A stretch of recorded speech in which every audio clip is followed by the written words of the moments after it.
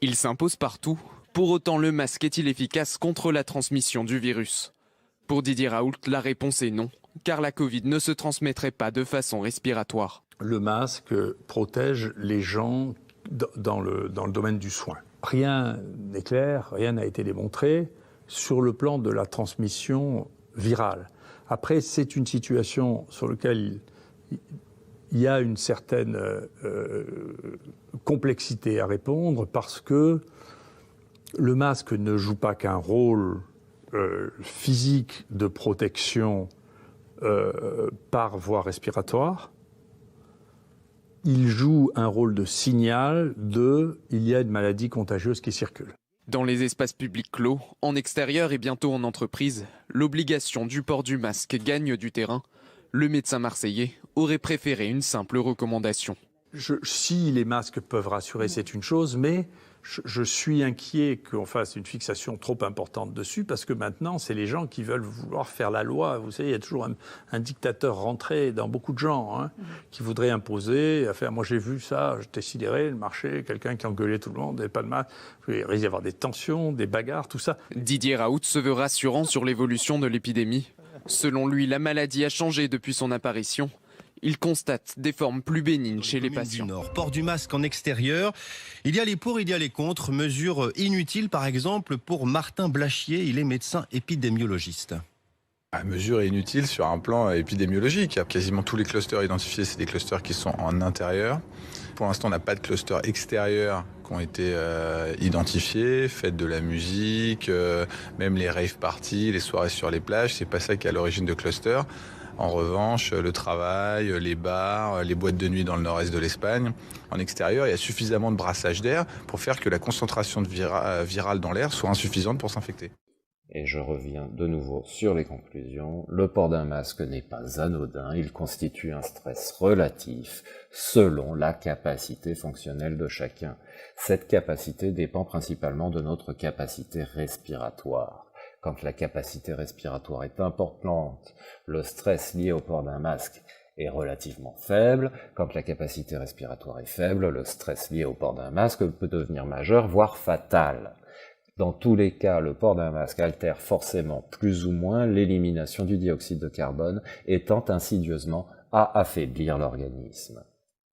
En acceptant l'hypothèse que la systématisation du port d'un masque dans les espaces publics clos soit un moyen efficace de limiter la propagation du virus, il me semble que le port d'un masque occasionnel sur de courtes durées constitue un risque négligeable et acceptable pour des personnes en forme.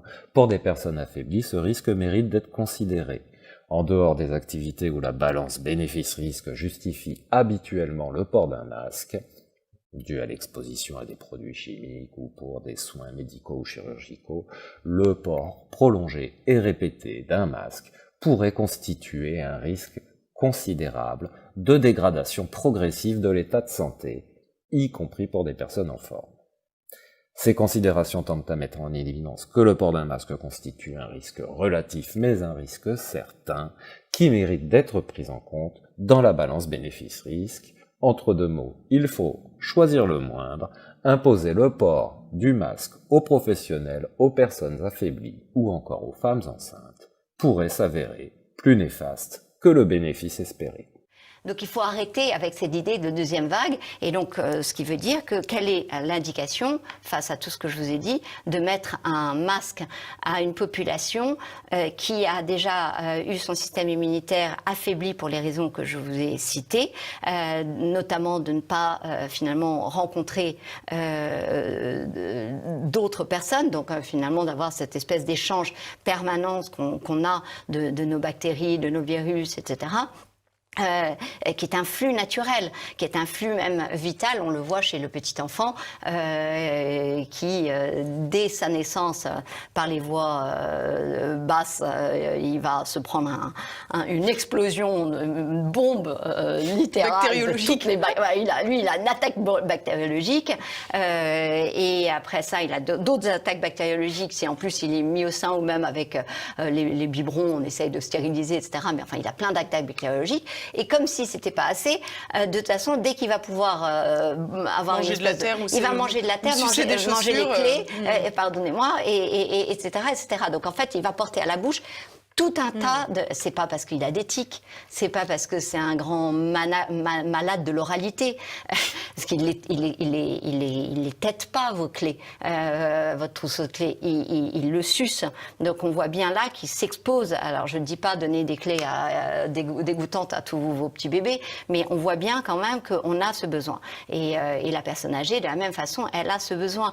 Je ne connais pas vraiment de personnes âgées qui n'aiment pas qu'on leur prenne la main longtemps. Je sais pas, alors j'imagine qu'il se passe quand même beaucoup de choses par le toucher, mais je pense qu'il y a aussi cette espèce d'échange dont ils ont besoin. Ils ont besoin physiquement pour leur état, leur bien-être, et l'hypothèse est lancée, et pourquoi pas pour aussi enrichir leur bactériome parce qu'ils ont moins de rencontres avec l'extérieur.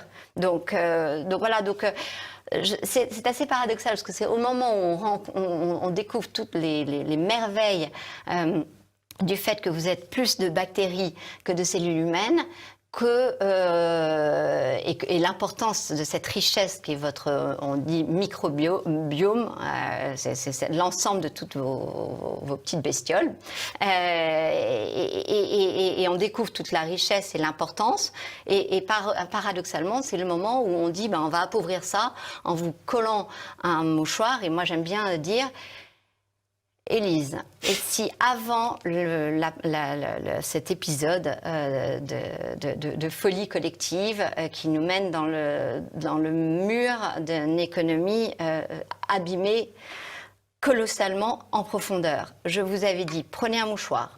Certains mouchoirs, parce que vous êtes gentille, complaisante. Et obéissante. Je ne sais pas si vous l'étiez à l'époque. Maintenant, vous l'êtes devenue, ça c'est certain. Et je vous dis, crachez 2-3 fois sur votre mouchoir. Et là, je vous dis, maintenant, vous le gardez pendant 2-3 heures là, sur votre nez. Est-ce que vous l'auriez fait ? Vous ne l'auriez pas fait et vous seriez dit, elle est dingo celle-là. Et moi, je vous aurais dit, c'est pour vous protéger que je vous dis de faire ça, parce qu'il y a la tuberculose qui sévit, et effectivement, la tuberculose sévit à nouveau dans nos pays, parce que par l'arrivée des migrants qui ont des politiques vaccinales toutes différentes, il y a des recrudescences de tuberculose, 1,5 million de morts de tuberculose contre 600 000 morts du Covid. On n'entend pas parler de la tuberculose. La tuberculose est hautement contagieuse. Donc, eh bien, vous ne l'auriez pas fait. Vous ne l'auriez pas fait par votre bon sens. C'est-à-dire que vous auriez su que je vous racontais quelque chose de bizarre qui allait vous déséquilibrer sans que vous sachiez exactement quoi. Et voilà, et en fait, ça appelle à votre bon sens. C'est-à-dire qu'effectivement, les petites mailles des masques qu'on utilise, d'ailleurs, il est bien marqué sur chaque boîte de masque qu'elles ne protègent pas du tout du Covid. Non, regardez, ce soir en rentrant chez vous, si vous avez une boîte, regardez donc, je vous invite. C'est parce qu'effectivement, les mailles sont tellement énormes qu'elles laisseraient passer des centaines de milliers de particules de virus, de coronavirus. Donc voilà. Le virus circule énormément, il circule à vitesse grand V, pas partout en France, en fonction des régions, mais notamment là à Paris. Et donc, on se dit, attention, il faut faire en sorte de court-circuiter cette circulation. Et pour court-circuiter la circulation, le masque, puisque c'est la projection des fameuses gouttelettes. C'est une théorie qui est un peu illusoire, c'est-à-dire qu'on espère pouvoir diminuer par ce biais-là les contaminations, ce qu'on voit bien ne pas arriver à faire. Et d'ailleurs, aucun des pays qui ont tenté cette hypothèse n'y sont parvenus, que ce soit en Allemagne, que ce soit en Catalogne, que ce soit au Royaume-Uni.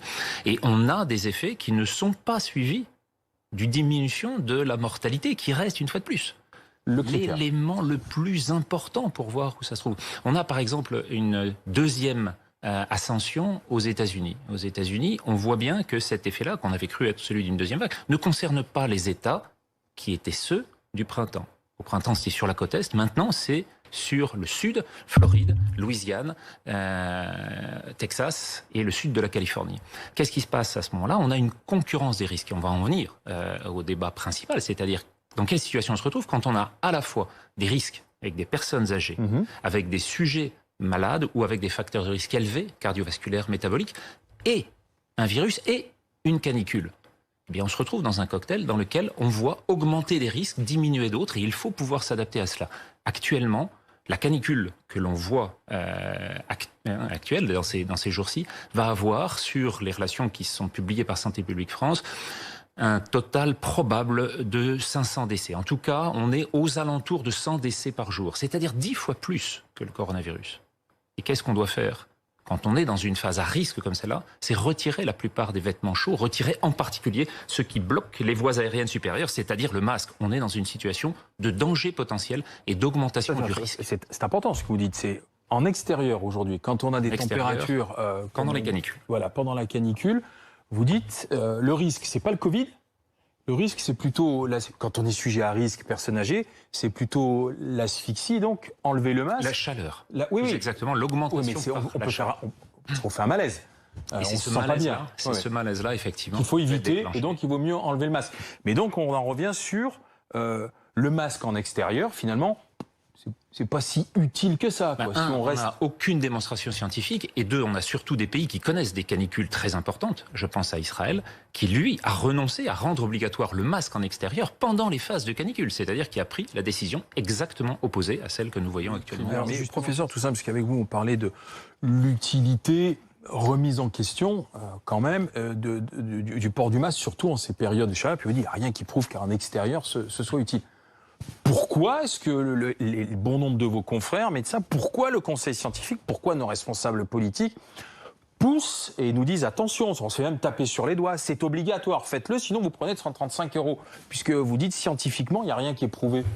Non, il n'y a rien. Et d'autre part, on va avoir des effets qui vont être ceux de la canicule, c'est-à-dire qu'on va perdre progressivement ce qu'on avait gagné sur le virus, ce que l'on croyait avoir gagné par ces comportements, qui étaient une fois de plus très importants, au moment de la charge virale la plus importante, celle dans laquelle ces contaminations étaient maximales en février, mars et avril, et sur lesquelles maintenant, les sujets jeunes qui sont concernés, les sujets asymptomatiques qui sont concernés, ne sont plus les mêmes et ne sont plus en phase d'augmentation des cas graves et des cas en réanimation. Les 60 hospitalisations qu'on a en réanimation actuellement, et Bruno Carban l'a redit la semaine dernière, pour 40% d'entre eux sont liés à des importations, c'est-à-dire des personnes qui se sont contaminées en dehors du territoire français. Donc c'est pas du tout un signe de réaugmentation en Île-de-France.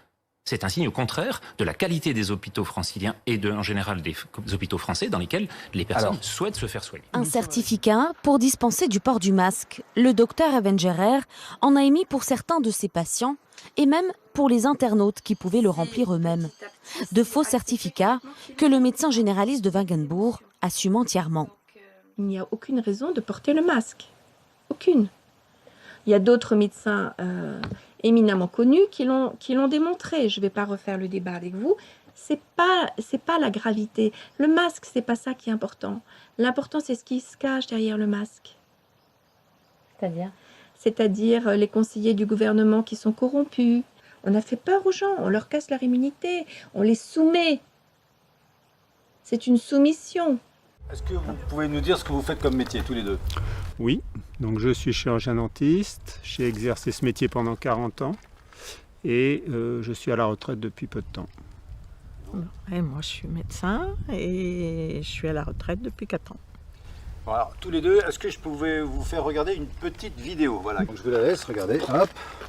Et là vous appuyez pour lancer la vidéo. Les masques sont inutiles si vous n'êtes pas malade, si vous n'avez pas été personne contact proche de personnes malades. On ne doit pas acheter de masques et d'ailleurs on ne peut pas en acheter puisque nous avons donné des instructions aux officines de pharmacie pour qu'elles ne distribuent des masques que sur prescription médicale. Non, il n'y a pas de risque de pénurie. D'abord pour les masques dits chirurgicaux, les bleus un peu plissés. En fait, on a des stocks d'État qui ont été réalisés dans des mandatures précédentes. J'insiste. L'usage du masque en population générale n'est pas recommandé et n'est pas utile. Lorsqu'on n'est pas infecté par le virus, lorsqu'un médecin ne vous recommande pas de porter un masque, il ne faut pas en porter. Je pense qu'il y a un consensus très clair aujourd'hui pour dire il ne faut surtout pas avoir de masque pour le grand public, ça n'a pas d'intérêt et c'est même presque faussement protecteur puisqu'on porte un masque et on se contamine les mains et puis on n'a pas le masque 24 heures sur 24. Bon, effectivement, moi j'ai porté un masque pendant 40 ans pour travailler parce que j'étais à 20 cm de la bouche de mes patients. Donc peut y avoir un échange. Et puis moi, je travaillais dans une brumisation très importante, un spray de turbine avec une vaporisation de fluides biologiques et donc de bactéries, dans un milieu particulièrement septique, la bouche. Donc c'était normal de travailler avec un masque, aussi bien pour ma protection que la protection de mes patients. Il faut savoir quand même que ce type de masque, ces masques plissés dont il parle, chirurgicaux, ce sont des masques qui vont protéger de grosses particules et de gouttelettes de sang, de salive et également de bactéries à la rigueur, de bactéries qui sont quand même au moins 1 mu. Un virus à ARN, c'est 20 nanomètres. Donc dans celui comme on parle du Covid actuellement, c'est 20 nanomètres, donc c'est tout petit.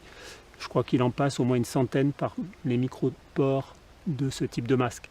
Donc les masques pour ce type de micro-organismes sont des masques très spéciaux qu'ils utilisent dans des laboratoires, je crois, et qui seront évidemment totalement impossibles à porter par la population en général. Donc dans le cas de cette pandémie, ou de cette contamination par ce virus, à mon avis, me semble totalement surréaliste. Je vous laisse terminer de regarder la vidéo. Non, les Français ne pourront pas acheter de masques dans les pharmacies parce que ce n'est pas nécessaire quand on n'est pas malade. Il y a eu récemment quelques difficultés logistiques, je le reconnais bien volontiers, mais depuis hier, nous avons des masques qui arrivent dans les pharmacies.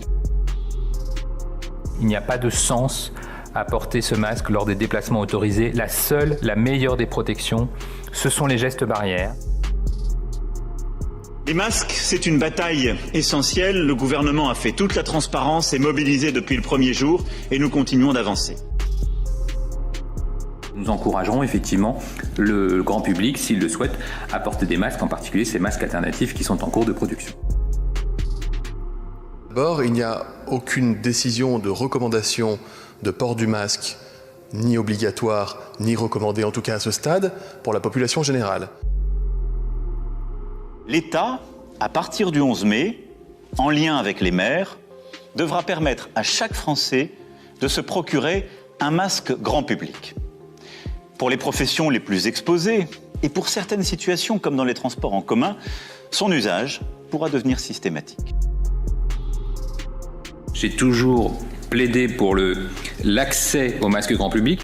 Ah oui, donc là, il y a une évolution complète du discours, évidemment. Quand on est médecin, comme M. Olivier Véran, quand on est ministre en même temps, un médecin peut-il dire il n'y a même pas 2 mois, le masque est complètement inutile dans les lieux publics et ça représente, ne le portez pas, ça ne sert à rien, voire même il est déconseillé de le porter, et 2 mois plus tard, changer complètement de discours. C'est toujours un médecin qui parle. C'est illogique. Non. En tout cas, il y a de quoi se poser des questions sur l'évolution du discours. Et puis où là, il y a, au début, effectivement, on peut penser qu'ils étaient proches de la réalité, puisqu'ils le déconseillaient, qu'ils disaient que c'était inutile, que maintenant ils le recommandent. Maintenant, ils l'obligent. Ils l'obligent, donc... De dire que c'est inutile d'un côté et après de l'obliger, il y a quand même une marge. Complète, même c'est 180 degrés sûrement. Donc, on peut se poser la question pourquoi. Pourquoi? En tout cas, c'est très nocif quoi, comme décision, puisque c'est inutile et c'est même, on pense que ça va être nocif dans la mesure où ces masques vont être contaminés par les propres germes des personnes. Les gens ne vont pas jeter leurs masques. Nous, en pratique médicale, on jette un masque toutes les 2 heures en gros. Là, ils vont les garder toute la journée, voire plus, le lendemain. Ils ne vont pas se laver les mains en permanence. En plus avec du gel hydroalcoolique, puisque ça a l'air recommandé, quid de l'innocuité de ce gel en permanence quand même. Mais il faut suivre son intelligence et son discernement. Il faut savoir discerner les vraies paroles et celles qui sont dictées par je ne sais quel projet qu'ils ont par derrière.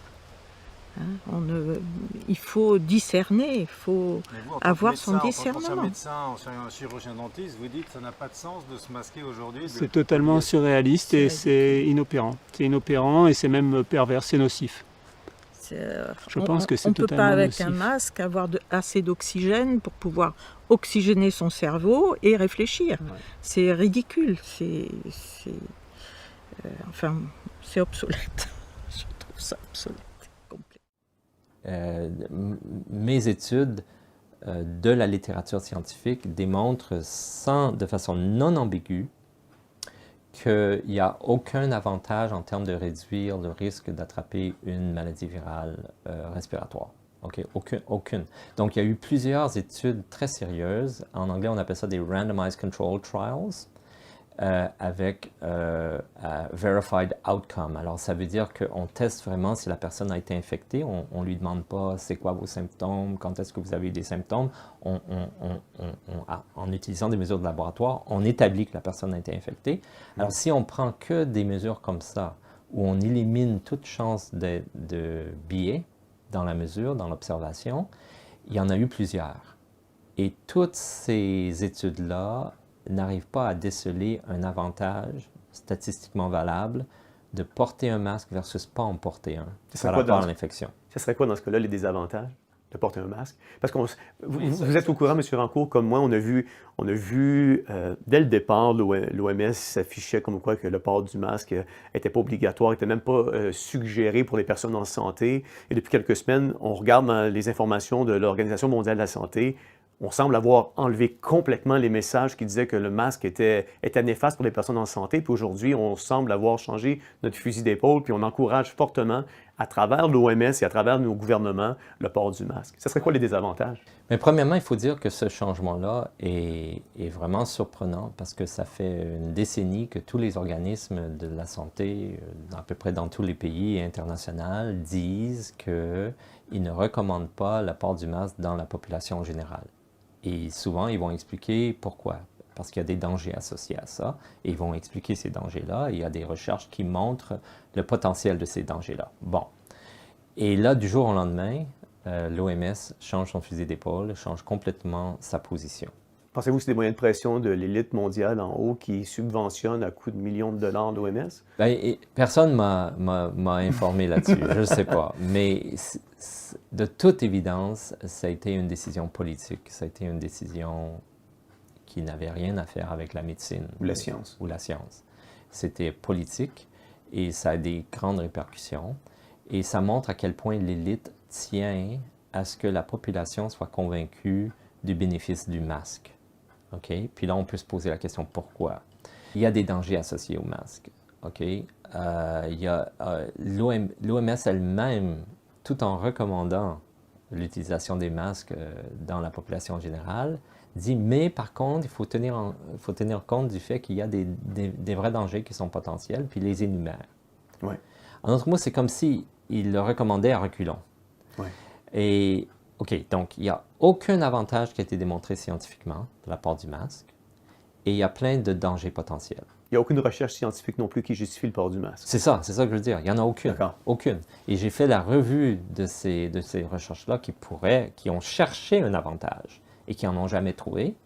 Et j'ai fait une revue détaillée de ces recherches-là et on a écrit avec mon association, j'ai été co-auteur sur une lettre où on a écrit au directeur général de l'OMS et on a dit, écoutez, qu'est-ce que vous faites là? Voici les données, voici les conclusions de tous les articles.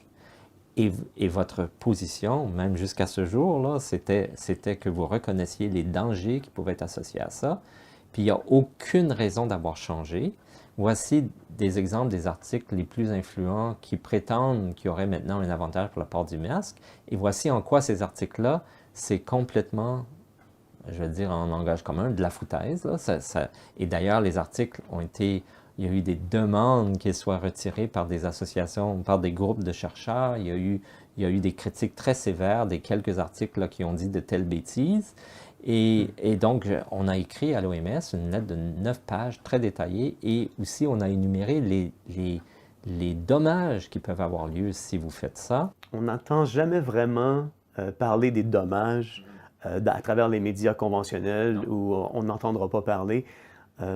Ça serait quoi, par exemple, donc, premièrement, l'OMS elle-même, le plus grand danger qu'ils reconnaissent et qu'ils décrivent depuis toujours dans la littérature, etc., c'est que quand on porte un masque, ça accumule les substances qui sont dans l'air, ça les arrête sur le masque, ça les accumule. Donc, des gouttelettes qui ont des pathogènes, qui ont des virus, des gouttelettes, des particules, etc., ça les accumule sur un matériau près de notre visage, près de notre bouche, notre nez, nos yeux. Ça les concentre. Et inévitablement, donc, la personne va toucher, bouger le masque et se toucher, et toucher d'autres personnes. Ouais. Donc, c'est un instrument qui concentre les pathogènes près du visage de la personne et que la personne va ensuite transporter avec elle pendant tout le temps du port du masque. Qu'ensuite, elle va être obligée d'enlever le masque. Qu'est-ce qu'elle va faire avec le masque? Comment est-ce qu'elle va se débarrasser du masque? Où est-ce qu'elle va le mettre en storage avant de le remettre le prochain jour ou à la prochaine sortie? Je ne sais pas. Donc, ce danger-là a été considéré un danger très sérieux et très réel parce que les tests qui avaient été faits dans le milieu clinique où les cliniciens avaient été entraînés sur la port du masque, où le masque doit être jeté après l'utilisation et où il y a une certaine façon de le mettre et de l'enlever, de ne pas l'ajuster, de se laver les mains immédiatement après. Il y a tout un protocole médical sur l'utilisation du masque en milieu clinique. Et donc, et les associations ont toujours dit, ben, ça serait difficile de s'attendre à ce que la population générale suive un tel protocole. Donc, il y a des risques, ça empire les choses plutôt qu'aider. Donc ça, c'est un danger admis de la port du masque. Si vous aimez ce travail, abonnez-vous, appuyez sur la cloche et mettez un pouce vers le haut. Merci.